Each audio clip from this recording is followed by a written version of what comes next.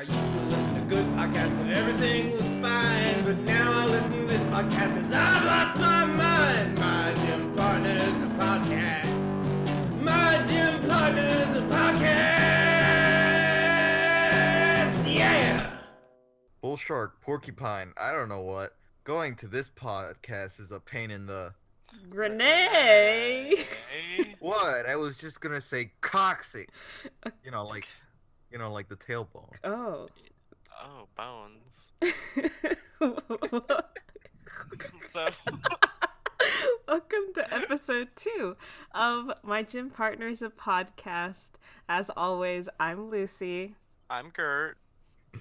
And I'm Renee. And we're here to talk all things monkey related, all things butt related.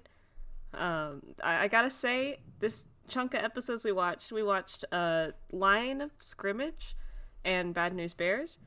And if you're me, I watched even more.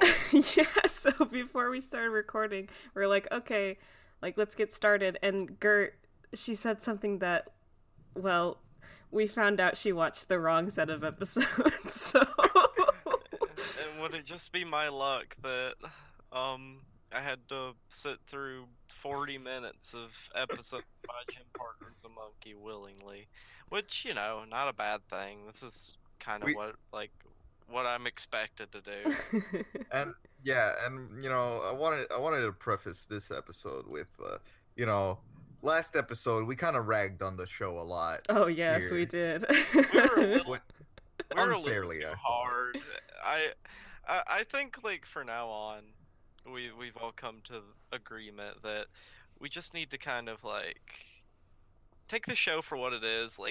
Sure, it may be a little bad, but a little is kind of understatement, but see, that's what I'm talking about. We can't keep we can't just hamming it in how bad it is. We gotta look at it like a scientist. We have to observe it. We have to make observations.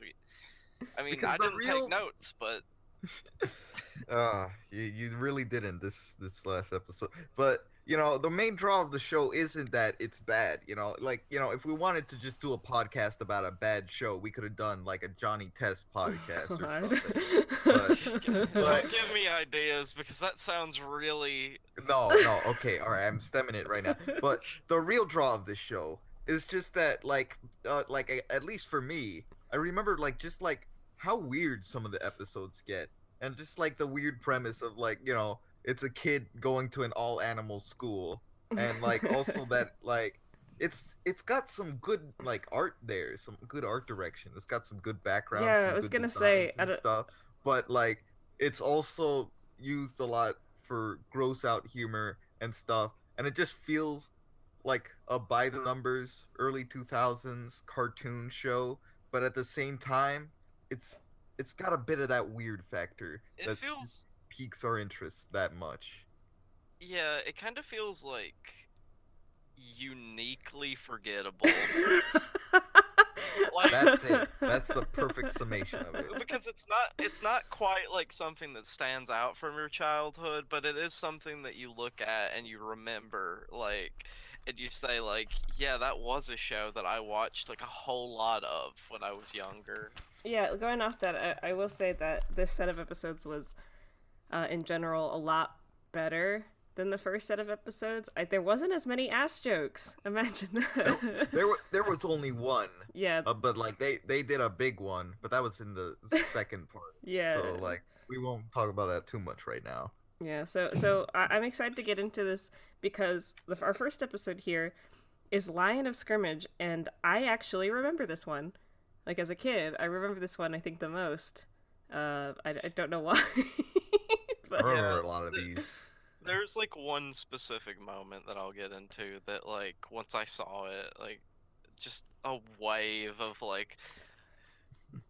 knowledge, I guess, came into my head about this episode. Repressed memories came flooding back all of a sudden. Yeah. And I was just oh yeah, that's what they did. This is one of them sports episodes, and it kind of just starts with Jake acting like Jake, a complete fucking moron.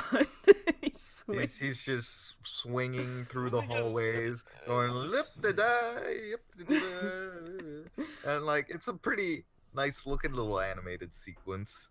Yeah, he's just swinging around having a good time, and then he like slams his face into a locker. And who's there but his best friend in the whole wide world, Adam Lyon. And so we're told. Yeah, and so we're told. His best friend Adam Lyon. His best friend Adam Lyon looks at him and he says, "Hey, Jay." Yeah, he's sad. Like, for some reason, he's already sad again. I don't know why he's sad in this particular moment. Like, he's they just don't really sad. tell- he's just sad. Like, he's just kind of sad at this point. And then, like, Jake's like, "Who's your monkey?" And then that just cheers him right up. He just starts. Well, like at first he's like he gives an unenthused like, "You're my monkey, Jake," and then Jake's like, "Oh, come on! Can't you do a better one than that? Who's your monkey?" And he's like, "Who's your monkey?" And then they start like dancing and having a good old time. And then somebody throws a banana at Adam and calls him Monkey Boy. That fucks me up the most. Okay, I wanted to talk about. I do too, but you go first. Because like, all right, why is he making fun of him? Like, is he making fun of him for the fact that he's acting like a monkey, but he's not a monkey? Is he making fun of him for the fact that he's associating with a monkey? Is he making fun of him for the fact that he thinks he's a monkey? I don't think Adam can win in any scenario there. Like, and you say, like, is he making fun of, like, as if the person who threw the banana has a face? It's just like this, like, disembodied voice that's just like off the screen, like, monkey boy. yeah. And then like Adam just doesn't. Like, he doesn't. Maybe that's why he was sad. Maybe that, like, voice was picking on him before Jake showed up. It's But possible. then, like, as soon as, like, an inkling of happiness, like, gets, like, introduced into Adam's, like, school life, it just gets snatched out from under him. Which I think is the overall theme of the show here. Yeah, definitely an overarching tone for the entire series. I do gotta say, this was a genuine moment, though, that I liked. The interaction between Jake and Adam here, because like Adam's sad, Jake's like, "Aw, come on," like give him a little teasing poke or a nudge, and then Adam's like, "Oh, I love you, Jake. Let's monkey around for a little bit." And I was like, "Oh, they're friends." Yeah, like it did make them feel more like friends. And that was like a genuine nice interaction. But then like it kind of gets steamrolled when like Principal Pixie Frog comes on the PA as he usually does, and it for some reason I don't know why right now, but like it shows like a bunch of portraits of like past principals. Like there's like a little parakeet called Principal Pretty Boy. There's a goat like Principal Janet Goat, and then there's just a portrait of a chum bucket just called Principal Chum Bucket. See, like, I don't even remember this little moment, and we just watched it. I would say it felt very much like an introduction to Principal Pixie Frog as a character, even though he was pretty prominently featured in the very first episode. It's weird, but I think like it's just the nature of this sort of show where it's like, it's not really like, oh, can't wait for the next release of My Gym Partner's a Monkey. Can't wait to figure out what's next in this arc. It's just, I can't wait for the next My Gym Partner's a Monkey bomb. Imagine, God, can you imagine like that now? But yeah, so Principal Pixie Frog is just talking about how like tryouts for the new football team the football team is on right now for the Charles Darwin Mad Cows. Yeah, I was gonna say, I don't think we mentioned last episode what the name of the school was. Yeah, I don't know, Charles Darwin Middle School. Yeah, do you think that like comes up with like the more evangelical like members of that community? Do you think they like get mad at the animal school named after Charles Darwin? And also, why is it named after a human? It's the bigger question. What are they gonna name it after? Fucking Lassie or something? It's not like this. Well, I just mean that, like, in the universe, like, like it's Is there like some sort of like darker like implications here? No, it's just Charles Darwin is like the guy who invented evolution. Why do they gotta answer to the man though? Well, I don't know. Maybe it's just kind of like a. Maybe he went there. Maybe he was actually the first animal student at Charles Darwin Middle School. That's a bold statement. But anyway. Anyway. So, tryouts for the football team called the Mad Cows. I'm not even gonna get into the implications of like them having a school mascot that is also an animal. But anyway, also like Mad Cow, like it's also like a reference to like a disease. Yeah, that's something I don't think I'd want advertised for my school of wild animals. Yeah.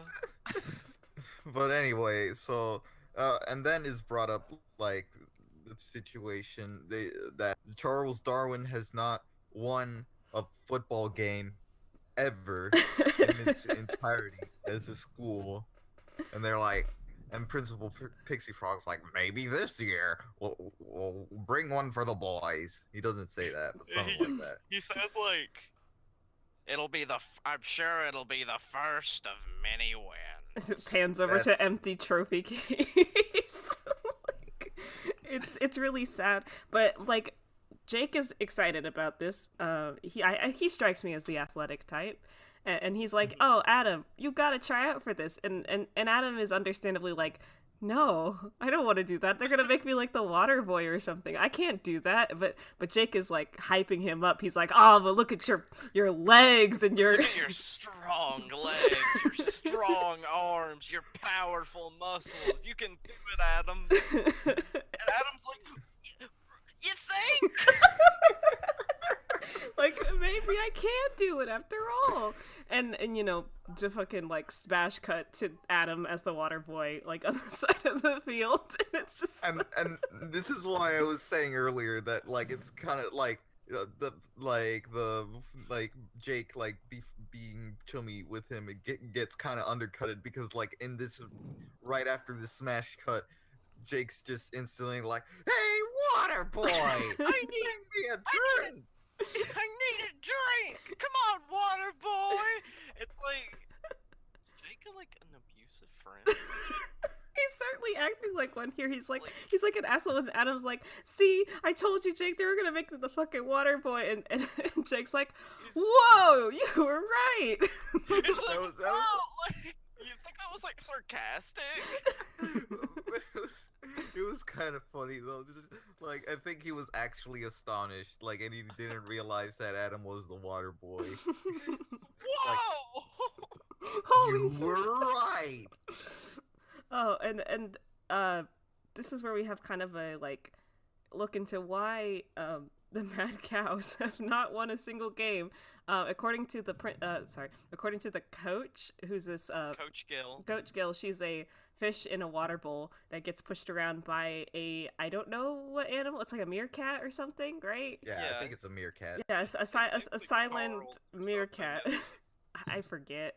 All I know is that he's very, very attentive. Like, she falls out of her water bowl and he's like running to like get her and like take care of her. He's just like an excellent assistant coach.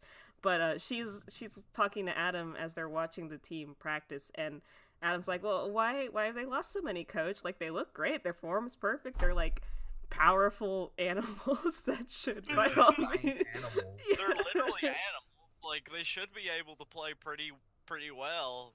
But alas, the play starts, and Jake just starts acting like Jake, and it's like, oh, everyone is stupid. Doesn't know how to play the game. Oh no. The coach says, because our quarterback is an idiot or something like that. As our quarterback, because she's voiced by Captain Knuckles. And it's just like, I feel like I gotta say that, like, I'm kind of endeared to the coach character. I like her too. I think she's funny. She's a nice character, I think, and like there is an episode I know later on. I don't know how later on, but I think it will be enjoyable.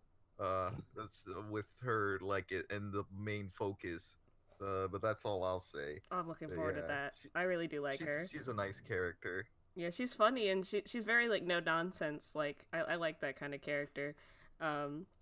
So Adam is like, oh, okay, they're idiots. And Jake can't remember any of the plays. Yeah, Jake is the quarterback, by the way. Jake Spider Monkey is the star quarterback of Charles Darwin's Mad Cow team. Can you imagine that? He's pretty, and like you'd imagine, pretty incompetent at that. But he has a nasty throwing arm. He can throw a ball very, very far.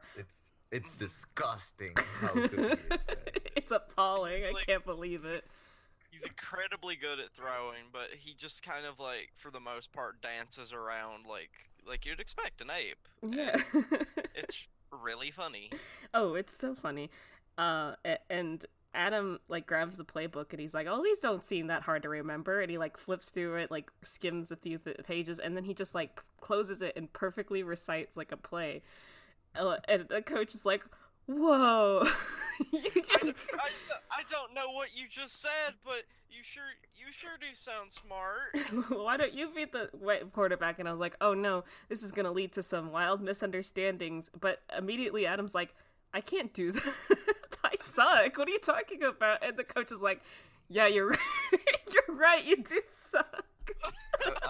I like the specific like quote that she said. It was just like, "Yeah, you're right. You're the most unathletic species in this school." That's saying something considering there's like fish in the school. Like, yeah, that's saying something considering she's a fish.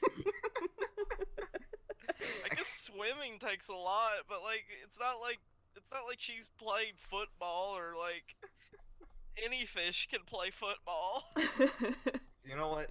I think what's funny is I now realize maybe her character is a commentary on gym teachers that really don't do anything, but they're in a position of authority to like tell these kids to run 8 laps. Yeah, but she's staring like her fucking fishbowl.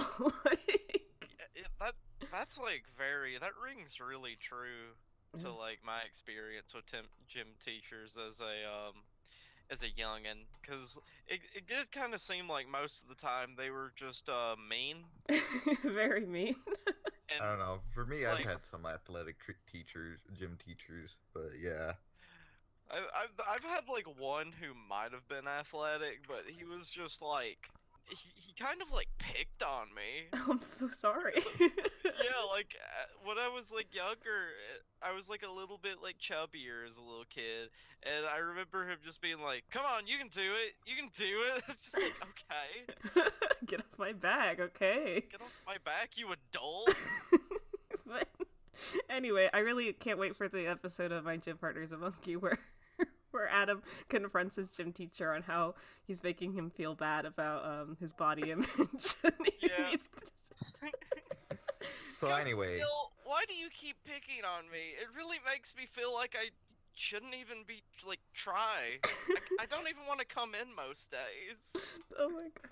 Well, Adam, know that. I'm sorry, I didn't know you felt this way. I was just trying to encourage you. Well, it wasn't. It wasn't encouraging. Anyway. So Coach Kill is like, "All right, Jake, monkeyed up his arm." Yeah, monkey up his arm. Monkey up his arms. They start practicing, and Jake, of course, Adam can't throw. He throws so little. His throw is so small and pathetic, and Jake just can't get him to throw better. Jake can throw really good. He actually throws so well he destroys a man's house. That was my favorite joke in the episode. That was actually really funny, I thought, because he throws this football straight at a glass house, and the guy comes out of the broken part of the window and he's like, "Hey, you kids, that's my ball now." And then he throws another one and it's like, "Thanks, now I can open a ball shop." And then he throws more until dozens, until the entire house just shatters completely. See this guy in the tub scrubbing himself, and then like one last football like just knocks him down completely into the pile of broken glass. I love how it didn't seem to bother him that much, like when he was like just in the tub. Like his entire house like breaks down and he's just like on like a lone pipe, like in his tub. It's just being held up by a single pipe, and he just goes back to scrubbing his back, and then like they break, then they just punish him. Yeah, this poor guy. And that's like immediately like after that happens, Adam's like, maybe we should stop now, because they like destroyed a guy's house, understandably. And they and like, you know, cuts then to Lupe and Ingrid, I think. They're also like I gotta mention, after watching this 3 times in a row, because I've watched this episode 3 times in a row now. I really don't like Lupe in this, just cause like, you know, like in like this bit of dialogue, she just and like the other 2 episodes, she just sounds like a expository character that's just there to like tell us what's going on, and she just says to Ingrid like, "Wow, I'm really glad our own human sapien Adam is going to save our school and win the trophy."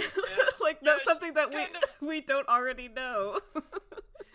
She just kind of like, just in case, lays it out for you in her really funny, just like, in her really funny way of doing it, you know? Just like, she's loud. she's very loud. And they're talking about, they're like hanging up a sign that's like, "Oh, Adams, lead us to victory." And then Adam walks by like really just like sad, and he's like, he's like, "You spelled victory wrong," and then he keeps walking. And then Ingrid, bless her heart, is just like, "Well, it's the thought that counts." Yeah, poor Ingrid. It's so sad. Like she was so excited, she was like, "Oh look, here comes Adam!" To like show like this like poster she and Lupe worked so hard on. It was like, then Adam's just like, "You spelled victory wrong." And he's feeling very just like pressured. He walks into like another room and there's just posters everywhere like go get him, Adam. And then there's one I saw that was like, "Win or we'll eat you." Whoa! I didn't see that one. Yeah, that was one. And it's like, what the fuck? Win or we'll eat you? Yeah, they're like, they just are really putting everything on Adam winning it for them, even though Adam is like a nerd and can't throw a football. What teacher allowed that sign, first of all? Maybe he's not scared about, not like upset about like letting everybody down. He's just scared because he doesn't want to get eaten. Somebody's gonna fucking eat him if he doesn't win. That's so scary. Several people, it's implied. Yeah, so we get to the game. Oh, we're here now, finally. It's the game against a team called, I think, the Semi-Pros or something like that. Yeah. It's a human school that, and I know this is the joke, but... Yes. It's like, here we go. Time for football time. And the enemy team is, you know, these, like, supposed middle schoolers. Reinhardt, there's a Tracer. No. The other school is a group of supposed middle schoolers who are like adult. They look like adults. Like they look like professional college football players. They all look like the same person, actually. The same white grizzled muscle man. Also, like this, like I want to like bring attention to this. Are there no other animal schools? Yeah, like could they not have? That's a question. Could they not have played against an animal school? Like, I mean, I guess it's to like illustrate the contrast between like, you know, the goofy animal team and then like, you know, this team of like, you know, regular like, well, like football player, like just like regular 12-year-olds. Very, very large and scary 12-year-olds. But Jake does comment that they must have been held back 5 or 6 times, so like they might just be adults. Very true. And they're getting a lot of pleasure out of just stomping these animal children. Like they are destroying them. They love hurting these animal children. And of course, Adam, he can't do anything, even though he knows the like it said, like he knows the plays, but like it's completely ineffectual because like he just gets stomped, He can't and then throw. like nobody else like does anything to help him. Well, that's not true. There's this one little like skunk, I think, like tries to like get the ball from like this like guy running who's got the ball, but he's just like biting his ankle ineffectually. Yeah, it's really And then sad. he gets kicked clear across the field, and the guy's like, "Whoa, look at that, a flying squirrel!" It's just, is that the only dialogue that team has? Like the only No, thing there's one other line, but that's it. They Yeah. said hup hup hup a lot. They made football noises, and it's just and it's sad. And as much as I dislike a majority of the characters in this show, I was feeling depressed. I was like, I just want these guys to have at least a fair shake. So it gets halftime, and it's like 0-26 or something like that, and it's like, oh geez, what are we gonna do now? And they go to the locker room, and Jake and Adam are sitting there with the coach, and they're like, what do we do? This is terrible. Like, what could we possibly do? And the coach says, I think, like, oh, if only like we could fuse your like skills together, like Adam with his play knowledge and Jake with his actual ability. Honestly, we don't really see a lot of Adam's like play knowledge. No. In this episode. Like, I mean, he says some stuff, but I would say I think it has a like a payoff at the end, at the very end, but we'll get to that. I like the line where like Coach Gill is like, "Can't you two figure out how to put those together?" And then Jake's like, "Well, that would require major surgery." Like, just can you imagine an actual like fusion between Jake's and Adam? Well, actually, we don't have to imagine because yeah, I was about to say, like, we see it because Adam says we can do something like it, and they fuse. Yeah, so they're in the same uniform. It's I think just like it's just Adam's body, his legs and his head, but Jake's arms. So Jake is like in his shirt, and you could see like he's got like a hump. That's I guess where Jake's head is. So it just He looks like a freak. All right. And he's like yeah, and so that's how they're gonna win the game with Adam's running and Jake's throwing, I guess. And it actually works pretty well. Yeah, they just kind of like win, and then like they get all the way up to they catch up with the enemy team. And there's like a funny montage where it's not just like Jake and Adam's fusion, like getting some good shots off, but like also like the funny animals are like doing their stuff. Oh yeah, you can't forget No. Slips is on this team. Yeah, Oh, Slips, yeah. no arms Slips, our precious angel boy Slips. The small bean. God. And He's on this team. You see him in the background. He doesn't say anything at all in this episode, but like bless him. yeah, just being, like I said last time, him just being there makes me feel better. There's a really funny gag where like they throw the football and Slips forms a staircase. Yeah, From his Flips spine. does do that. Yeah, he forms a staircase. So Windsor, right? That's his name. I Yeah, forget. that's his name. He Windsor. climbs like up the slip staircase over a football player and like makes a touchdown. It's great. And yeah, Windsor was like really like pulling He looked- through for the team there. He looked He looked really fierce for some reason. Like, it's like the nerd of the group who's like, the voice of reason and stuff, and looks pretty chill usually. But here he's just fucking going ape. Yeah, he's acting like a real animal. Don't get that's spoilers for the next episode.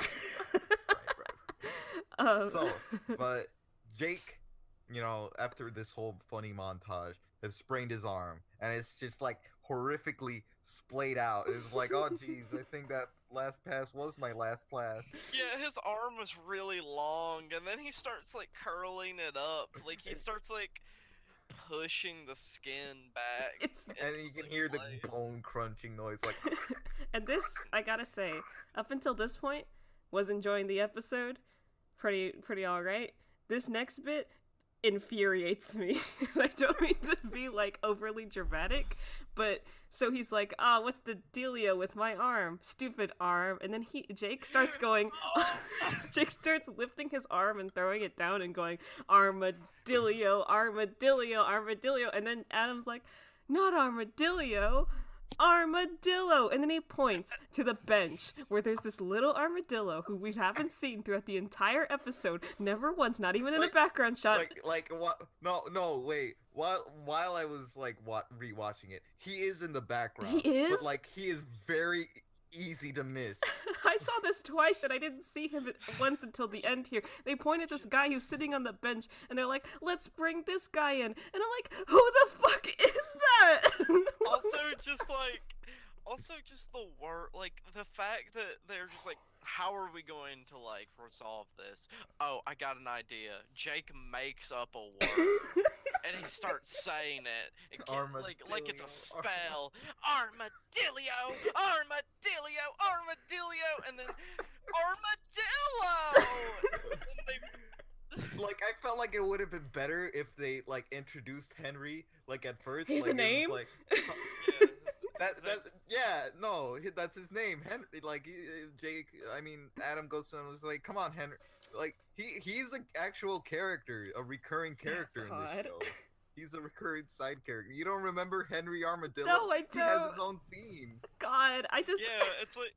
It's like a little like southern theme. It's like you're like fucking banjo. No, yeah, like you were saying, it would have been, I guess, made more sense if they like had at least one joke with him where at the beginning of the episode where they're like, oh, we can't use Henry, that guy sucks, like he's even worse than Adam. Like, aww. Yeah. But no. But yeah, like they could have like put like a little of something like that, a little bit of like, predictability, like not I mean, I don't know, maybe it would be too obvious. Maybe the joke wouldn't be funny. It's not funny. It's not funny now. It's How do we save it? How do we say? Well, we would save it by having a like. It doesn't even have to be like a scene or even that long of a joke. Just literally being like, I don't know, just like when they're training, be like Adam points to the armadillo on the bench. It's like, why can't he play? And it's like, oh man, that guy Henry, he's even worse than you, Adam. Ha ha ha. Anything, literally anything like that. But no, so Deus Ex Machina, Henry Armadillo, star of the show, star player. This is where we get the payoff. He mimics a football, of course. Yeah. And Principal Pixie Frog, who I don't think we mentioned, but is like also like the color commentator of this game, by the way, which he has a good voice for it. So I understand that. He's like, Adam just gave our star quarterback just gave the ball to the enemy team. Oh, this is highly unusual. Highly unusual. And the bait and switch there. He gives the enemy team the armadillo shaped football. No, football shaped armadillo. Which, like, is that even legal? Is that even a legal play? No, but it's middle school football, so who cares? We got a game to win.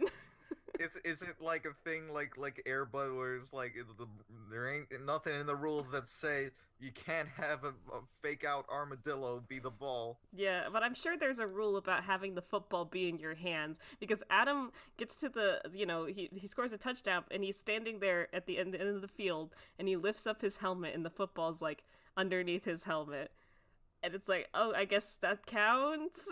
We win. And I was happy though. I was happy for the win. I think Adam needed a positive in his life, and I certainly didn't want him to get eaten. So that's good. So yeah. So they won.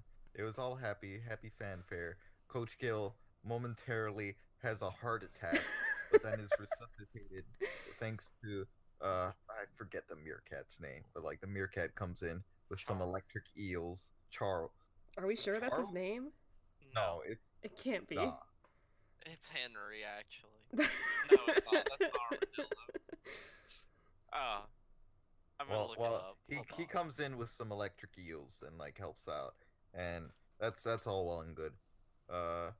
And so you get like this ending scene where Jake and Adam are together, and they're like, "You're my monkey," ha ha, and then doing the little like their secret handshake, I guess, and it's all well and good. But then that kid comes back and just throws a banana, and it's like, "Ha! Here's your lunch, monkey boy." But then it's a nice little evolution where like Adam's just like, I don't care, and he eats the banana, and Jake's like beside him eating a banana, waving his tail around. And it's like, all right, that's a nice ending. It's Horace Ferret, everybody. He's a ferret? Yeah, he's a ferret. Yeah, Horace. Horace. That's a good name. I like Horace and Gil's dynamic of like. I do too. He just. They seem like. I like how they're psychically linked. It's a really nice dynamic. They seem like they care about each other. Yeah, that's the word. So honestly, I liked this episode until the end there, where they just kind of whatever. But it wasn't. It was infuriating, but I can deal with it, and I do like the ending. Kind of gave us another glimpse of like Adam and Jake are friends, and they're just like chilling, eating a banana. End of episode. No butt jokes. No butt jokes. No butt jokes No butt this jokes. episode. Not no a single piss jokes. No butt jokes. No your mama jokes. Yeah, there was none of that, surprisingly, and it was a this well-rounded episode, I'd say. Anyway, our next episode is called Bad News Bear, and I was excited for this one because it had the word bear in the title, and I was like, oh boy, I hate this episode. I should have remembered. I didn't want to spoil you on it, but yeah, it's a panda bear. Yeah. Spoilers. There's a lot that happens in this episode, so we'll just get right to it. And you'll see slowly why this episode maybe isn't enjoyable to watch. It's like my least favorite kind of cartoon episode. It's like a trope, and I just can't stand it. They did it in Foster's Home, and they did it here again. So let's get right to it. So, the episode is just kind of like Jake and Adam getting into shenanigans. They're really good friends in this episode, so I can't fault them for like, not showing that dynamic because it's shown. But like, I have a question though in the beginning of this. So like Jake finds some bananas in a tree, and it's like, whoa, hey, there's a bunch of bananas growing on this tree. And then Adam's like, yeah, isn't that because it's a banana tree? Jake's like, wow, is there anything you don't know? It's like, why does he know? Doesn't he? I know Jake's stupid. That's the joke. Yes. Stupid. He doesn't know anything because he's a monkey. But how does he not know bananas grow on trees? I mean, there's a lot of things that I don't know about bananas, or I didn't know about bananas. Did you know bananas are technically berries? I did know that, actually. Isn't that weird? Well, he's a monkey though. Like that's like all he eats in cartoon world. So like she's supposed to know a lot about bananas. That's not true. In the next episode, that there is something. I need to stop referencing We'll get to it in time, and believe me, I want to watch that episode because I'm excited for that, because that is an episode that I have a lot to say about. But so they're like, these two are hanging out, of course, and they're like, oh, I don't know how we're gonna get to class on time, and Jake is like, why don't we take the fish tube, because there's this tube of like water, and the aquatic students, I guess, make their way around the hallways with it. So they get into the tube, and they're like, whoa, this is so much fun. And then they run into a puffer fish, which blocks the tube, which breaks it. Puffer! Yeah. Which you think the tube ought to be bigger, because not only for like, less like traffic jams like that, but also How is the bigger fish supposed to get in there? Where's the whale sharks in this school? Huh? There's like an underwater section of the school that doesn't have tubes. So I imagine that they just like kind of hang out down there. So there's like underground water tunnels also, I'm imagining. And the way the aquatic animals work in the show is a little weird because you got like smaller fish that kind of hang out in the like fish tubes most of the time. And then we had in this like second episode, we had that squid that was like being just like in a tube of water that he was like pushed around it. And then we have, well, you know, we'll get to him. Anyway, anyway, so you know, it breaks the tube. They get flooded into the principal's office, and Principal Pixie Frog is standing at his desk, and he's got a little mug that says, "Kiss me, I'm a prince." And I was like, "Oh God, I love you." Yeah, I really like Principal Pixie Frog. He's probably like one of the best things about the show, which I guess that makes sense to why he has so much like presence in the show. Mhm. But it was really I gotta talk about this one like little joke that they did because it just like killed me. I honestly think the delivery of it was like excellent because it was just Principal Pixie Frog just being like, "Who is responsible?" And Adam Adam and Jake are just like, "He made me do it. He made me do it. He made me do it." And then Principal Pixie Frog just goes, "Silence!" And then his big croaking Sack. frog throat, his Gladys, his Glotus just like gets real big and like pushes them into their chairs, and it's so quick and snappy. And it's Yeah, I so... remember like when you were like we were watching this together just before this podcast to catch Gert up, and then I just remember like we watched that bit and she went like, "Ah!" Like it was the only noise I heard from you throughout that entire episode was you going, "Oh." Like, what else am I supposed to do? Like, I couldn't stay silent when I saw that. It was just so like. and I really liked this kind of moment because it was very typical. Like, oh, these best friends they're stand by each other no matter what, but here they are in trouble and they're trying to pass the blame off and he's like, "Who's responsible?" And then they just slowly point at each other. It was funny. But then things start taking a turn as Principal Pixie Frog is like, "It's time to, you know, decide your punishment," and then he starts this like game show wheel of punishment. It's like, but before that, he was like, he just guilted them by telling them that like there's only been one student expelled from this school. You don't want to be like him, do you? You don't want to be like this stupid raccoon, do you? He has a name. We can't erase his name. His name is Larry Raccoon, and he is a victim of circumstance. A victim of circumstance, yeah. So they introduced like this concept of like, you don't want to be a delinquent. Like, being a delinquent is the worst thing that you could do because of some raccoon student who did it a while ago, and then they get punished. And Jake's punishment is he has to organize, what's her name, Mrs. Warthog? Miss Warthog. Miss Warthog, who's like Principal Pixie Frog's assistant or whatever. Like secretary. And this is where we're introduced to her. But like, she only has one line in the beginning here where she's like, "Aloha!" I have like going some on like vacation. I have some concerns about Miss Warthog that I want to try and like clear up.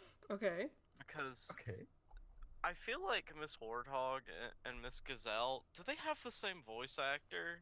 They might. That's not unheard of in this kind of show. Yeah. They might have the same voice actor, but also I feel like they're like very close in character. Yeah, I think you're right about that. We don't really get to see much of her, but we probably will throughout some later episodes. But she's just kind of like, "I'm gonna go on vacation. Jake, clean my like files," and she leaves. So Adam's punishment is that he has to show around a foreign exchange student who is a panda bear, and he can't let anything happen to this panda bear because he is endangered. And his name is Ding Bang. He's really cute. I gotta be honest. I really like him. It's like one of the cutest characters in the show. And which is Adam really saying something. And Adam knows that. Adam, like, goes out of his way to be like, he's so cute. Yeah, he's like, oh, look at this little guy, and Ding Bang holds up like a sign that says like endangered on it. It's like take care I of was me. right. Nurse Gazelle and Mrs. Winfred Wardhog are voiced by Gray Delisle? Gray Delisle. Wow. Well, the more you know. So then this is where you start. This is where the torture begins, because Oh boy. so you know. When doesn't Adam go through torture in this episode? Yeah. So Adam really I don't like this episode very much because Adam just gets the worst end of the stick here, because he's walking through the hallway with Ding Bang, and he's saying like kind of just like my absent-mindedly complaining about Jake. He's like, Ding Bang, at least you're not like my dumb idiot friend Jake, who suggested we go through the fish tube. What an idiot. And he, as he's complaining, he's not looking at Ding Bang, who has broken into somebody's locker with a crowbar.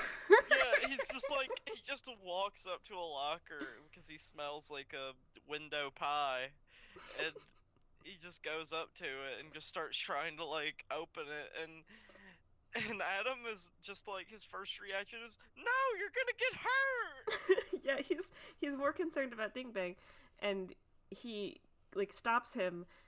Well, he doesn't. He tries to stop him, and the little panda bear eats the pie or whatever was in there, and well, no, like Adam gets the pie in his face. Like the pie spills all over his face. And then everyone, like random people sliding in to laugh at him, of course, because that has to happen. Because Adam can't win. And then the owner of that locker was a llama, and I don't know why they chose to make her make that noise. She was a camel, I think, actually. No, I'm pretty sure she was a llama. But she's I thought she was a camel because she spits on Adam. Well, that's a thing. Yeah, that's a thing llamas do. I couldn't tell, so maybe I'm the idiot here. But she just like shrieks and spits on Adam, and it's like, okay, you can't do that anymore. That's gonna get you in trouble, little panda man. And then they go to class, and then we get to see what Jake's up to. And we just see him cut to Jake banging on the keyboard of this like computer, presumably Miss Warthog, just like with stock monkey sounds, like as he's like so just funny. banging on the keyboard, doing whatever, and then like Principal Pixie Frog comes on like the little like speaker and is like, that doesn't sound like filing to me, Jake. He's like, oh no, I gotta get back on it, and then he just keeps slamming on the keyboard. Yeah, he looks at the files, like the filing cabinet in disarray, and he's like, sheesh, that's a lot of filing, and then just slowly extends his arms back to the keyboard. His arms stretch so big and long, and then he just starts banging on the dang keyboard again. Let's move away from Jake for a little bit, because we get to go back and see how Adam's faring with Ding Bang. They're in class, and here we finally get to have a good look at Mr. Rhino, who Gert you hate for some reason. I just don't like his name is Mr. Hornbill. Mr. Hornbill, that's right. Yeah, they're in class, and he's like asking them questions about animals, and if they get it right, he throws them like a little treat, like a little like I don't know. Yeah, it's just from this bucket with like treats written on it, and he throws them that, and then like Ding Bang like kind of mimes like pointing at the treats, and then but Adam is like, no, Ding Bang, you have to answer a question right to get a treat. I just find that so funny. It's like, do you think Adam like goes around like answers these questions to get a treat? So Adam Line definitely does eat the treats. Like, I'm sure he does. They seem like, at this point, it seems like it's a very integral part of the way that this classroom functions. And Adam doesn't seem to like, be like, the treats. he seems kind of just, like hey, you're supposed to answer questions and then you get a treat, Dingbin. But Dingbin doesn't listen. Dingbin just keeps eating everybody else's treats, whatever. Well, like, actually, okay, so Ingrid is in this class. Bless her. Bless Ingrid. Blessing. She's just like answering these questions right. Like, so Mr. Hornbill is asking, can anyone tell me which rhino, I mean which animal, reptile, can't see very well? And she's like, oh, I know, snakes. And then we get a shot of Slips, like he squints. And then he puts on some glasses and he's smiling. And then he smiles big, and it's like, oh, all right. Hey, Slips, what's up? Yeah, Slips didn't talk in the last episode, and he doesn't talk here either, which I'm sad about, but at least he's there. He's just like a gag character right now. It's just, funny snake. So Mr. Hornbill? Yeah, Mr. He Hornbill. throws a treat for Ingrid, but Ding Bang just like swoops in and steals it, like eats it, like right in front of her. It's really sad, honestly. And she's just like, okay. And then like Mr. Hornbill like asks like, which reptile has no ears? Which I think a lot of them don't, but yeah. But Ingrid says, "Oh, I know, snakes." But since we're roasting Slips in this classroom, apparently we have to it has to be a snake. And then so like it just cuts back to Slips, and he's like his glasses falls off, and he just makes this like face, and I don't know like if it means like he can't hear what they're saying now suddenly, or like he's just like, what are you talking about? And like snakes can hear. I guess, would you say they have ears? I guess they don't. What classifies an ear? They have like a hole, right, where sound comes in. Like this is where you come in, Renee. You gotta have your animal facts. Let's see. Ready. So what do snakes do? Do they have ears? Can they hear? I'm sure they can. According to livescience.com, snakes have no visible ear, so they don't hear sounds as we do. But it's not quite right to say that snakes are deaf. They have vestiges of the apparatus for hearing inside their heads, and that setup is attached to their jawbones, so they feel vibrations very well and may hear low-frequency airborne sounds. So there you go. They have no, like, they have rudimentary ear bones for sensing vibrations. This was written by Robert Roy Britt. Thank you. Thank you, Robert. Thank you, Robert Roy Britt. Thank you for telling us about snakes. But of course, Ingrid is tossed another treat, and Ding Bang, of course, again, like, steals it. And it's like, oh, you, and she, bless her heart again, but she stands up and she's like, maybe I should just switch like chairs. Maybe I should sit somewhere else so I can stop, getting my treat stolen. And the panda trips this beautiful tall giraffe over right on her face. I also love that some jerk like in the classroom just yelled, "Timber!" Yeah, what jerk said that? It's just like a disembodied voice, but it's so funny. Like as she's falling, you just hear timber. Timber. And she falls, and the panda climbs up her neck to reach the treat bucket, and then dumps the whole thing into his mouth. And Adam's like, no! And then the teacher's like, well, that was our treats for like the whole week. And everyone in the class is instantly outraged. Like, what? That kid just ate all of our treats for like the rest of the week? I can't believe this. Like, why didn't Mr. Hornbill like obviously punish this kid? Like it's just like, well, I guess we won't have any more treats then. I guess this is just like what we have to deal with. Like, this is treats. This is what I was talking about with like, everyone starts to turn on the panda, but Adam steps in the way and is like, no, he's endangered, you can't do that. And it's like, oh, okay, I see what's going on. This is an episode of a cartoon show where one character does something bad and continues to do bad and terrible things, and an innocent character gets the punishment for it. And I hate those kinds of cartoon episodes. My favorite. Me too.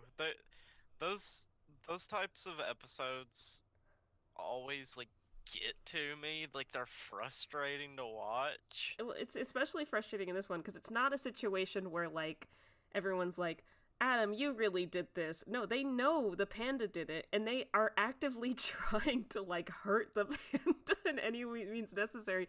But Adam keeps like willingly stepping in front of him and taking like the punishment for it, and like it's really just like, oh, Adam, I'm sorry. And I just want to say it's interesting that like he's really like going this far to like protect his and Jake's friendship so that they don't like get separated for the rest of their life, or at least until the 8th grade. Yeah, I think we forgot to mention that that's like the stakes for this is that like Principal Vixie Frog's like, if you don't file this cabinet and if you don't keep this panda safe, I'm gonna separate you two. And it's like, oh no.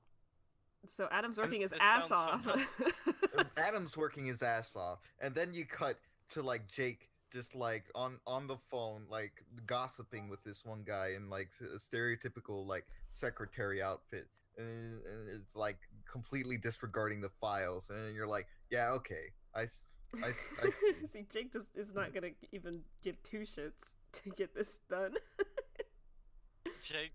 Jake is just the entire time like lazing about, like calling like people on the phone and having like some big talk with like somebody. Yeah, it's just like a dumb little joke of Jake's like, you know, slacking off, and then I think this is when he starts to this is where our butt joke comes in. Oh yeah. So this was the big butt joke of this set of episodes where no, that happens after, I think. Does it? Yeah, it happens so like, oh, that's right. There's Okay, the secretary scene, and then like Principal Pixie Frog is like, I don't hear any filing, like he's like comes on the line of like Jake like switching between the calls, and he's like, you better keep filing. And he goes back, and of course he repeats the line, sheesh, that's a lot of filing. And then he goes back and gossips with this guy Georgie or whatever, and then it cuts back to Adam and Ding Bang in the lunchroom. Oh, the lunchroom. And I wrote here in my notes, this bear is a chaos god, because he just starts like, he steals some penguins like sandwich, and no, they're krill muffins. Yeah, whatever the fuck that is, and you have to get it right. A krill muffin, and very expensive krill muffins. Yeah, because like he's the penguin, like only one of them for some reason like stops Adam, and he's like, hey, your buddy just ate my krill muffin.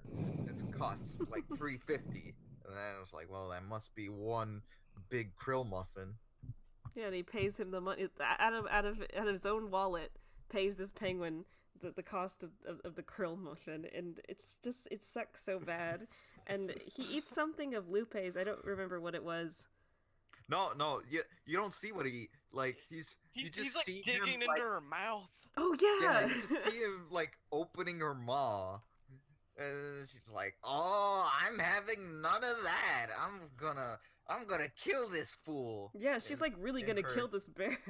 Stereotypical Latina flair. No, you know, I'm not like calling out any specific voice actors or actresses here, but like, you know, like just, you know, write your Hispanic and Latin American characters better, all right? Yeah, like she's very aggressive here, like very angry, very just like, oh man, I'm gonna put the hurt. I mean, in this instant, rightfully so, because she just got her maw opened by some random panda. Yeah, some random panda just started like peeking inside her mouth, and like, understandably so, she's angry. Yeah, I just feel like all we ever do is see her being angry in some way, and so Adam, is of course repeating he's endangered, we can't hurt him, and Lupe says something like, yeah, he's in danger of like me. Feeling my wrath. Yeah. In danger of feeling my fevers of fury? I think that was what she said. That was it. It's oof. I just wrote at this point, like, Adam's getting knocked around by all these people. He gets knocked into the fishbowl, and I just like wrote here in my notes, poor Adam. Poor Adam. Poor Adam. Yeah, God. I think that could kind of describe his situation generally, but like, yeah, especially this episode, he's just getting just the shit kicked out of him like constantly, and he's trying his damnedest. He's trying so hard to keep this panda out of the like grip of all these animals who like want to hurt him. And then of course we got to see what Jake's up to, and this is where we get our butt joke. Finally. Finally. Well, I've no. been dying. I I didn't think these 2 episodes that there wouldn't be a butt joke, and like I was going to die without it, but thankfully, they hear our call and they bring us a butt joke. It's a beautifully detailed butt joke where Jake's photocopying his butt, and he's like, "Oh, let's see how this look." Like it's like I think he like makes 50,000 copies or something. Something he counts like that. out, and then like he's like, "All right, let's see how this looks," and we get a beautifully rendered big snapshot of his hairy ass. Two spheres. And it's just, oh, c'est magnifique. It's Finally. It's I so wanted to detailed. I wanted to mention that before this scene happened, there was a moment where Dean Ben was running away from all the other students, and they showed that he had a butt. Yeah, it was really random. Like he's running out of the lunchroom, I think, and like for some reason they just detailed his butt. I don't know why. I guess that was just a little bit of like that was a quick you'll miss it funny joke they wanted to add in, just like I was preparing you for the next scene where there's like a very beautiful rendered, but it was just something to dip your toe in for a second until you just plunge right into the butt. Some subliminal messaging. It's going like you need a little bit of like you gotta accolade. Yeah. You gotta accolade to it. Yeah, and so he looks at Jake looks at the pictures of his butt that he's just photocopied, and he says, "Beautiful." Of course he does, because it's Jake, Yeah. Like, he would say that. It's but then like he finds then he's like, maybe I should get started filing, and then he picks up like one file, and it happens to be Adam's, and he's like, "Whoa, Adam's file, man! I sure miss Adam." But then you think like, oh, how touching. But then he just looks further and is like, "Oh, wow, there's a lot of stuff in here. Better make a copy of this." and then he photocopies his face. Yeah, he photocopies his face, I and think he's like, I'm going blind. Yeah, his like face is pressed up right against the machine, and he's just like light flashing directly into his eyes. And then again we go back to, it's like a back and forth between Adam and Jake. So we're back with Adam and the panda, and the panda runs right into the first appearance of him, Bull Sharkowski. Bull Sharkowski himself. So He is is he the supposed to be bully? like? Yeah, he's a bully because he's a shark. Yeah, he's He's a a- bull shark.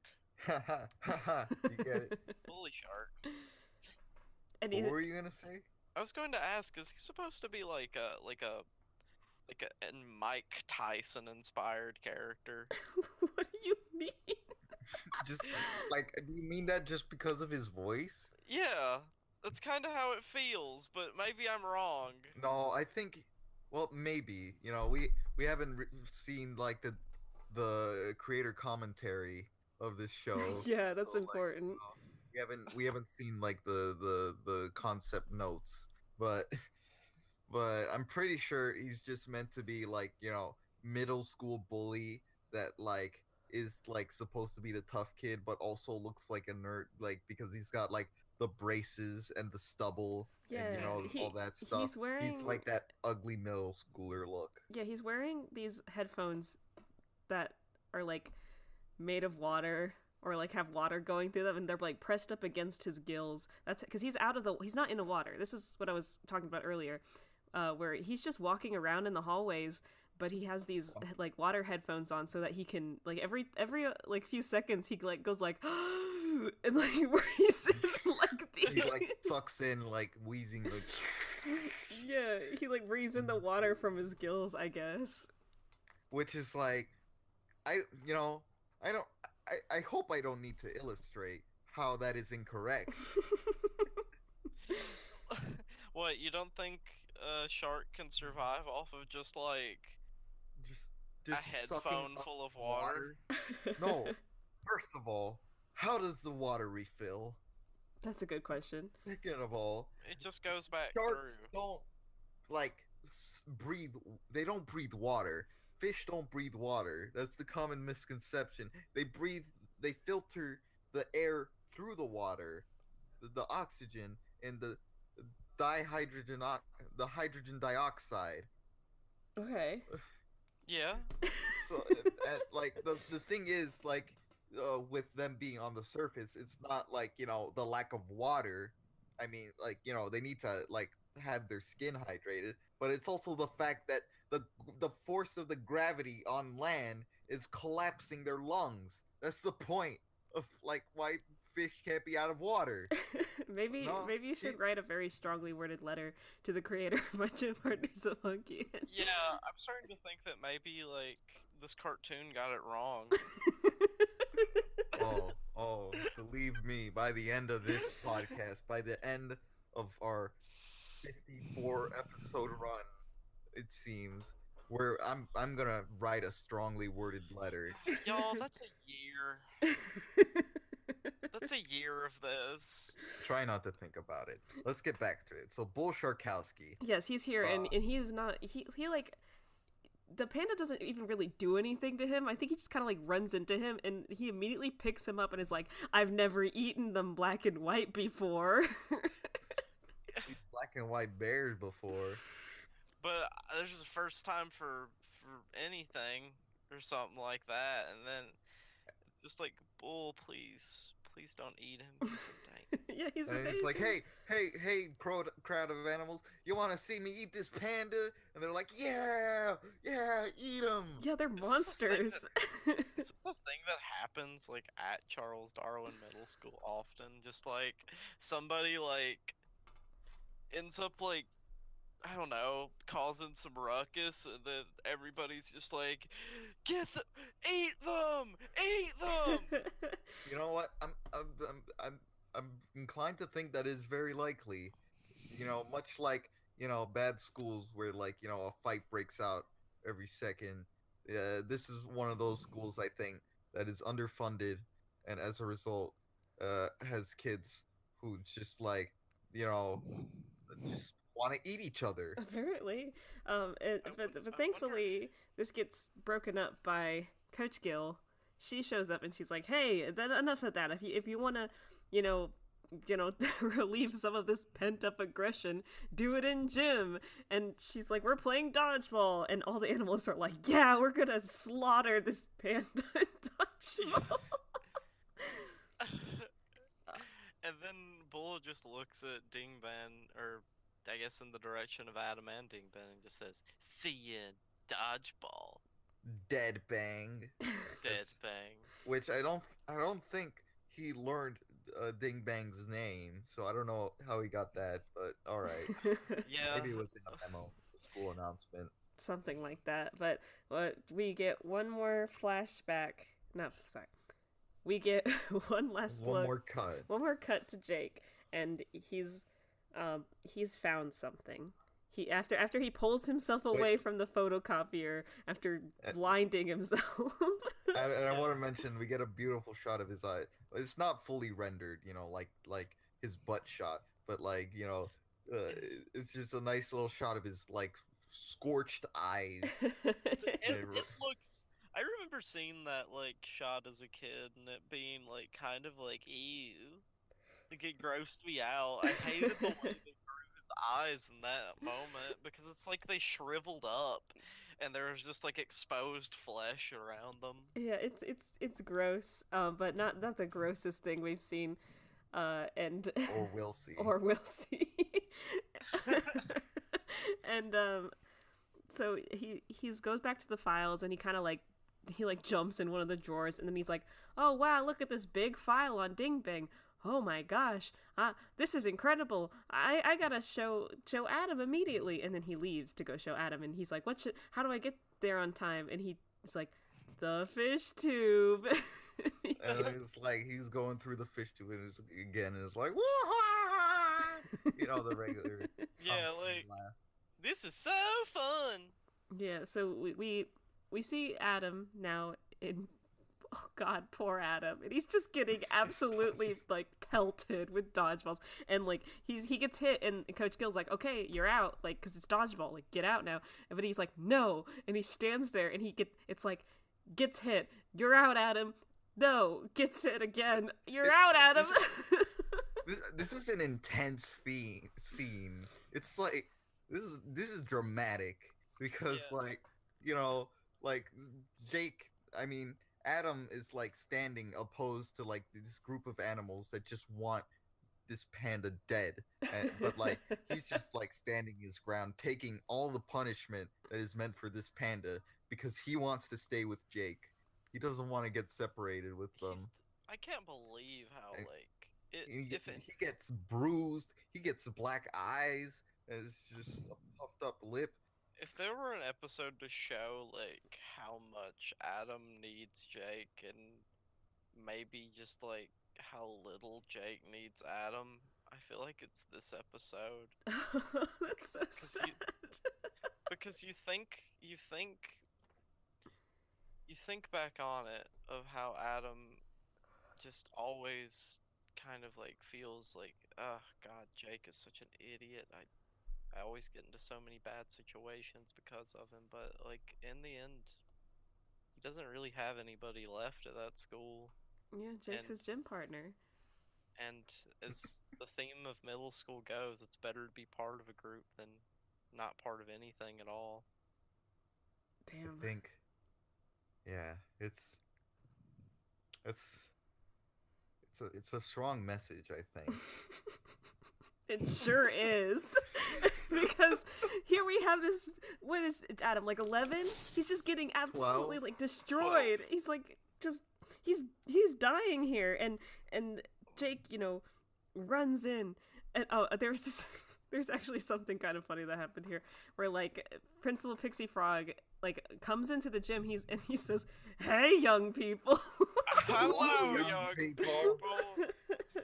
And the way that Jake has to get into the gym is, so he's in the fish tube, and he's just like, I need to like stop here, and then he sees like the puffer fish again, and he's just like, and then he breaks it. He breaks the tube again. Breaks the tube again, and that's when Principal Pixie Frog walks in and goes, "Hello, young people," and then he gets doused with water, but also, who else gets doused with water? Ding Bang gets doused with water, revealing to everyone in the gym and to us, the audience, that Ding Bang was not a panda. In fact, he was the raccoon that we heard about from the beginning of the episode. Larry Raccoon. Yeah, Larry Raccoon, a delinquent. And Principal Pixie Frog announces to everyone, it's this delinquent. And the raccoon's like, I just wanted to get an education.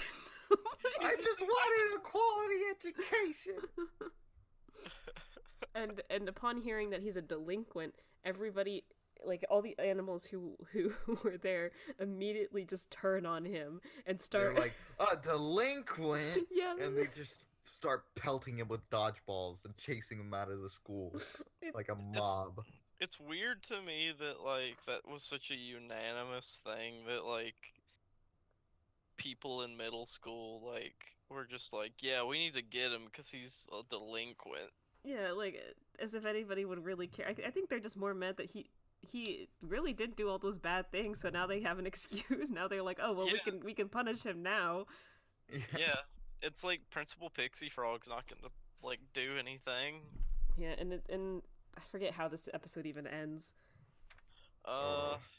Let me look through my notes because I forgot to. All God, right. I'm so tired. Larry Raccoon revealed, "I just wanted a quality education," in quotes. A delinquent, let's get him. Oh, Jake didn't know the truth. He just wanted to show Adam an old picture of Principal Pixie Frog. So that was the thing. It wasn't like, he found out about it. It was like, oh, I just wanted to show this picture of Principal Pixie Frog in his younger years. It reminded me of you. This show really it reminded me of you. This show really likes to do that bit where like you think that it's going to like talk about something, but then it gives you something that has no like former context at all. It's very random. It's a lot with Jake too, where like, you think Jake maybe discovered the whole secret and he was rushing to tell Adam about it, but no, it was just a funny picture. Yeah, it's just a funny picture. So, we end with back to the filing cabinet. Miss Warthog comes back from her vacation, less than a day, mind you. All right. Yeah, she only had like, I guess like an hour or two of vacation.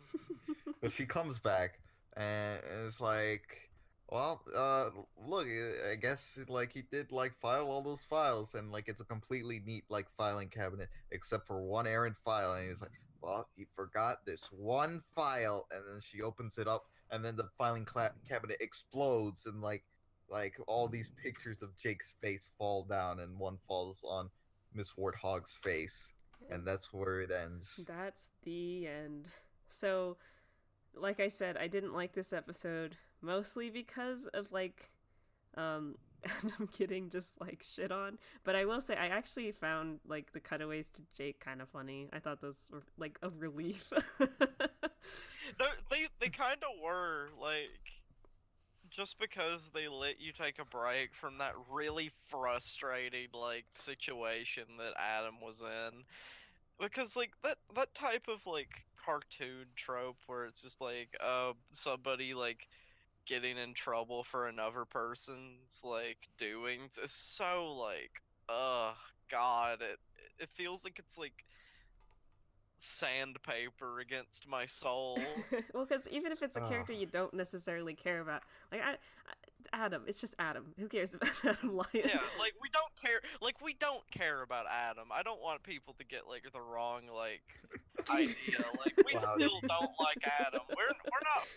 We're not Team Adam or like anything. We just like, it's embarrassing to watch like any character have to go through this sort of like miserable struggle. Torture. Yeah, and like it's not that like I feel bad for Adam, it's just I feel personally bad.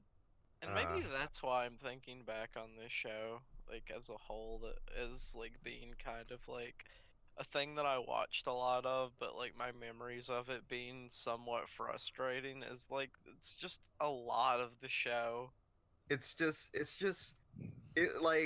touts itself as like a comedy show, and like it has like where like, oh, a human kid is in an animal school, funny, and then like you see those like comedy bits where like it's like funny animals doing what you'd expect them to do, but then like at the center of it all, it's just like this poor human kid in this place he doesn't fit in, and like is actively punished for it at every turn. How dare like, you exist kids, in our world? The students, the teachers, his own friends. He's just alienated constantly and just tortured. And this is his existence in this school. And this is just Adam's life. It's not like he can go back, I guess, like to human school. Is there an episode where he goes back to human school? There probably is, right? I believe so. I believe there is. Well, we'll get to that when we get to that. So, those are those two episodes. I like the line of Scrimmage a lot. Bad News Bears had some funny moments, but overall kind of frustrating. Next week, we'll be talking about Chew on This and the A Word, which Gert has already accidentally seen.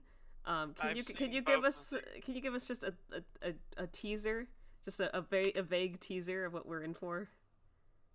Yeah. So get ready to deal with a school system that has a problem that wants to address, I guess, like the student lunch menu. Oh, good.